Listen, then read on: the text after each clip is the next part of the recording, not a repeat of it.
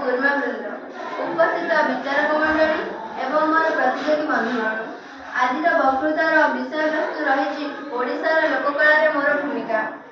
ଏହି ବିଷୟବସ୍ତୁ ଆଧାରରେ ମୁଁ ମୋର ସଂକ୍ଷିପ୍ତ ବକ୍ତୃତା ରଖିବାକୁ ଯାଉଛି। ଆମ ଓଡ଼ିଶାର ଲୋକକଳା ଦେଶ ପୁରାତନ, ସମୃଦ୍ଧ ଓ ଲୋକପ୍ରିୟ। ଆମ ସଂସ୍କୃତିର ତୁଳନା ନାହିଁ।